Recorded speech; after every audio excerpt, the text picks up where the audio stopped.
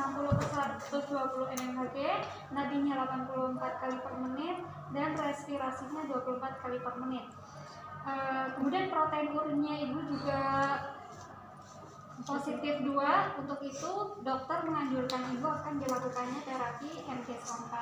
Untuk prosedurnya nanti ibu akan dipasangkan infus, kemudian kateter, dan nanti kami akan berikan obat terapinya. Gitu ya ibu, apakah ibu bersedia? Bersedia. Oke, baik. Ibu melakukan Ini nggak bisa gawat darurat ya. Oh, iya. Neneng lahan ketoknya nggak bisa gitu ya. Yang dimintain home consent suami koyo ibu wis meh kejang bohong. Oke, inform consent. Setelah inform consent seperti shock kemarin ya, stabilisasi ini ya, KU ya. Dari pasang infus dulu ya, dan juga pasang oksigen. Oksigennya masih sama juga ya kayak kemarin 3 liter. Kemudian pasang kateter.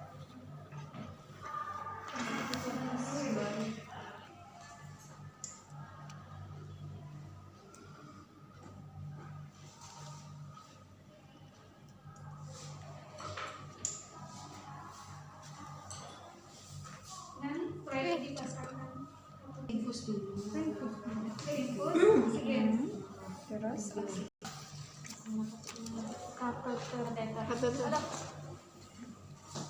Ya, kita full hygiene dulu.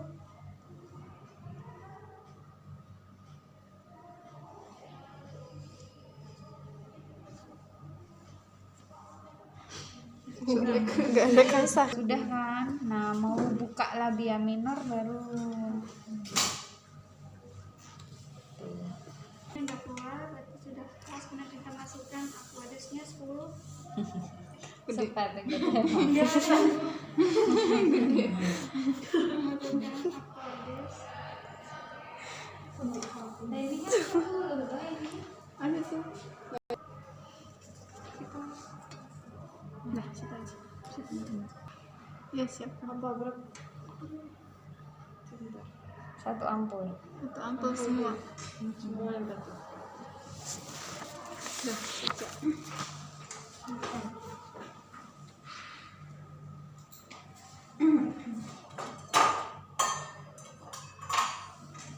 Baru menyiapkan, Mbak? Belum dikasih. Baru disiapkan. Atau tadi kalau di skenario bunyinya loading dose gitu ya, loading dosis. Nah, itu untuk dosis awal teman-teman bisa pilih salah satu ya, mau yang per IV atau IM. Kalau misalnya per IV ini sudah ada dosisnya ya, 4 gram NGSO4 nya 40%. Dengan cara gimana? Kalau NGSO4 40% dalam satu apa namanya ya, lupa saya, satu wadah gitu aja ya. Dalam satu wadah ini teman-teman bisa lihat kalau isinya adalah 25 ml. Nah, nanti silakan disedot NGSO4 nya dulu ya, disedot 10% ya, 10 cc ditambah aquadusnya 10. Jadi totalnya nanti ada 20 cc. Dalam satu step, Bu. 20 cc disuntikkan dalam waktu 20 menit intravenosa. Kalau teman-teman mau menyuntikkan ya, berarti yang dari infus, label infus di kunci dulu ya. Ini jangan lupa disambungkan pusarnya ya, baru disuntikkan di sini 20 cc dalam waktu anggap aja ini 20 gitu ya. Kita suntikkan dalam waktu 20 menit ya, atau bisa per IM ya, boka-boki, bokong kanan, bokong kiri. Kalau mau per IM dosisnya 5 gram NGSO4 40% Jadi ini tadi kan isinya 25, disedot semua 25, setengah disuntikkan bokong kanan, setengah disuntikkan bokong kiri. Kalau buka-buki enggak dioplos ya, ini tadi dioplos biar tidak terlalu pekat karena masuk ke pembuluh darah. Ini 20 menit. Cuman disesuaikan dengan ketersediaan alat ya. Dan kalau kumpulnya enggak banyak mungkin, nah kalau misalnya ada ya silakan pakai, kalau enggak ada bisa disuntikkan. Atau dosis lanjutan, dosis pemeliharaannya. Nah, ini juga sudah menjadi dosisnya ya, jadi nggak bisa dibawa ke pemberian secara grade infus RL. Nah tadi kalau misalnya sudah kita suntikkan dalam waktu 20 menit ya, kemudian kita lanjutkan dengan drip 6 gram MgSO4 40% ya, kita sedot MgSO4 15 cc ya, di sini kita sedot 15 cc, kemudian kita suntikkan di sini infus ini yang karet ini. Biasanya kalau infus, Karet abu-abu itu. kalau infus masih utuh,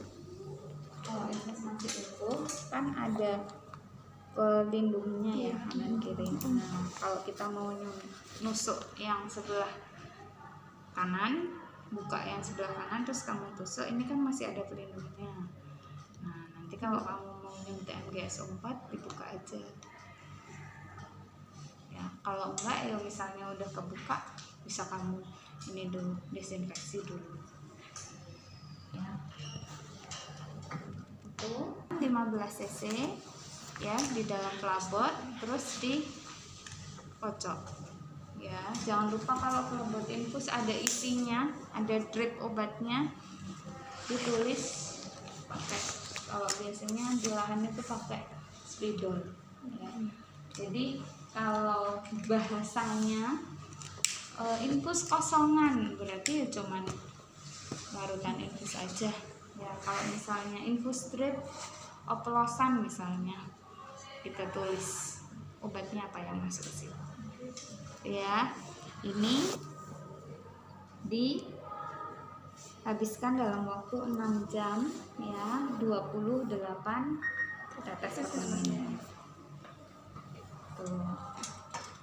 Sambil kita pantau terus tanda-tanda vitalnya ya. Kalau sampai ada tanda-tanda keracunan MgSO4 tadi ya, refleks patelanya kan harus positif syarat pemberian MgSO4 ya.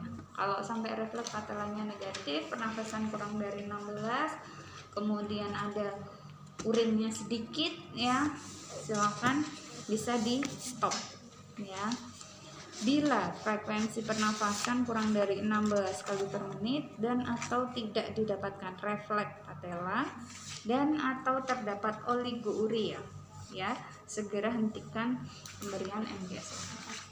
Bu, refleks patella tuh kalau tiduran bisa dilihat. Nah, kalau pasiennya sadar bisa suruh duduk, kita refleks dulu. Kalau udah kayak gini gimana, Bu? Juga paling enggak kita cek pernafasan sama urinnya. Nggak bisa refleks patella sambil tidur. Kemudian kita pantau KU-nya ya, vital sign-nya, kemudian refleks patella, frekuensi nafas, urin tampung ya. Kalau ada perbaikan KU maka lakukan rujukan ya. Nah selama dirujuk, selama di jalan itu tetap dinilai terus ya untuk vital sign, KU, frekuensi nafas gitu ya, jangan sampai ada perburukan kondisi. Nah besok kalau teman-teman evaluasi ya, silakan disampaikan untuk poin 14 ini. Setelah dilakukan maintenance dose ya, ada perburukan kondisi, pasien kejang, maka masuk di poin D, eklamsi Karena kalau eklamsi beserta tanda-tandanya disertai kejang ya. Kemudian karena pasien kejang, maka kita lakukan kayak penata laksanaan shock kemarin ya, panggil bantuan, kemudian lindungi ibu dari jatuh. Kalau misalnya di rumah sakit kan udah pakai bed seperti ini, bisa dinaikkan. Kemudian apalagi, bebaskan jalan nafas, boleh pakai tong spatel biar nggak kegigit lidahnya ya. Kemudian tadi kan sudah ada ya oksigen sama ini infusnya, ibu bisa dimiringkan ke kiri ya karena sudah dipasang kateter juga. Kemudian untuk poin 22 sampai poin 25 nya nanti mungkin teman-teman bisa disampaikan saja ya secara lisan, karena memang ini istilahnya ya pemahaman untuk dosisnya gitu. Jadi kalau tadi preeklamsi berat PEB itu dosisnya kan harus dihabiskan dalam waktu 20 menit. Kalau eklamsi dihabiskannya dalam waktu 5 sampai 10 menit. Kemudian dilanjutkan dengan dosis maintenance-nya. Kalau tadi 28 TPM, sekarang 30 TPM ya, naik.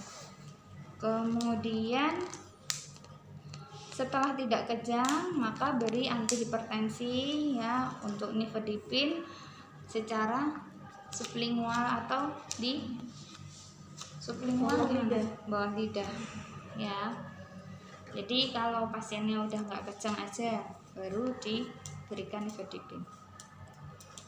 Untuk bila kejang berulang, jadi ini untuk artinya sesuai dengan kondisi pasien gitu ya. Kalau ada kejang berarti masuk di eklamsi. Kalau sudah tidak kejang diberikan nifedipin. Kalau ternyata pasiennya kejang berulang, maka bisa diberikan tambahan MgSO4-nya 40%, 2 gram secara IV ya. Jadi 5